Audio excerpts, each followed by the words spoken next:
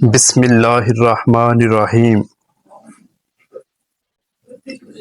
Welcome to my YouTube channel Syed کوٹیکس۔ ساری تعریف اللہ رب العالمین ہی کے لیے ہے۔ نماز جگہ بدل بدل کے پڑھنی چاہیے، کیونکہ زمین کا وہ حصہ ہمارا گواہ بن جاتا ہے اور آخرت میں مغفرت کا ذریعہ بن جائے گا۔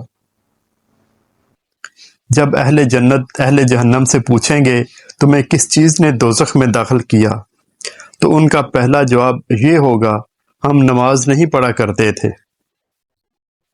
حضرت عبداللہ بن مسعود رضی اللہ تعالی عنہ بیان کرتے ہیں کہ میں نے حضور نبی کریم صلی اللہ علیہ وآلہ وسلم سے عرض کیا کہ اللہ تعالیٰ کو کون سا عمل سب سے زیادہ محبوب ہے؟ حضور نبی کریم صلی اللہ علیہ وآلہ وسلم نے فرمایا، الحمدللہ، نماز کو اس کے مقررہ وقت پر پڑھنا۔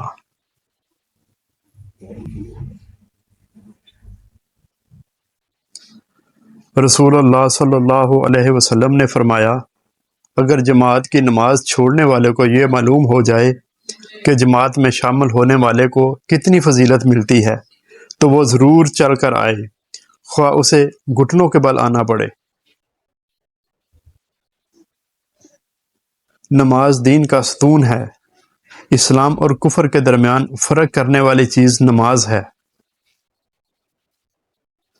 رسول اللہ صلی اللہ علیہ وسلم نے فرمایا، جس شخص کی نماز عصر فوت ہو جائے، گویا اس کے اہل و عیال اور مال و اسباب سب لٹ گئے۔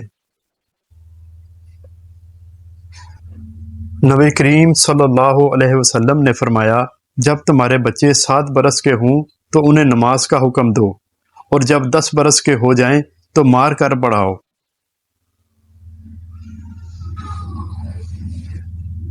نماز اللہ کے خزانوں سے مانگنے کا براہ راست ذریعہ ہے۔ دن کی پہلی فتح فجر کی نماز پڑھنا ہے۔ جس نے ٹھنڈے وقت کی 2 نمازیں وقت پر پڑھیں، فجر اور عصر، تو وہ جنت میں داخل ہوگا۔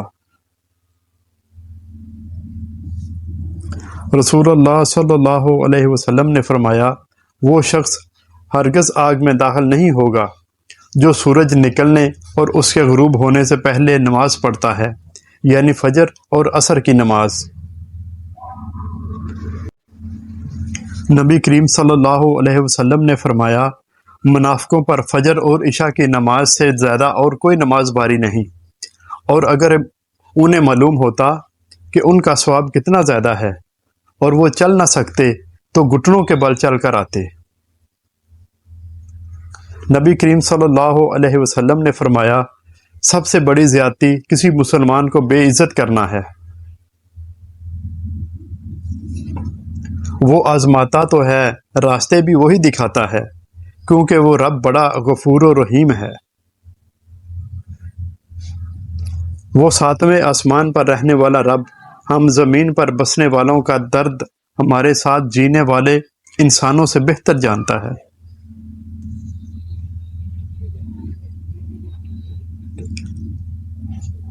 عمر میں بڑا ہونے سے کچھ نہیں ہوتا، بڑے آپ تب ہوتے ہیں جب آپ دوسروں کو سہنا اور برداشت کرنا سیکھ جاتے ہیں۔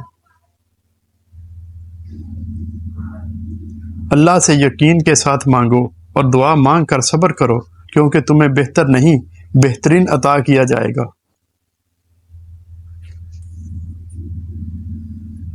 اللہ میرے انتظار کو مختصر کر دے، میری دعائیں جو تیری قبولیت کی منتظر ہیں ان پر کن فرما دے، آمین۔ خدا ایسا نمازی بنا دے کہ نماز پڑھے بغیر گزارا نہ ہو۔ اور ایک دن جب تم ٹوٹ جاؤ گے تو تمہیں بھی اللہ سے بات کرنا آ جائے گی۔ اے پاک پروردگار، وہ معاملات جن میں میرا اختیار نہیں، جہاں میں بے بس ہوں، ان میں میری مدد فرما اور مجھے اکیلا مت چھوڑ۔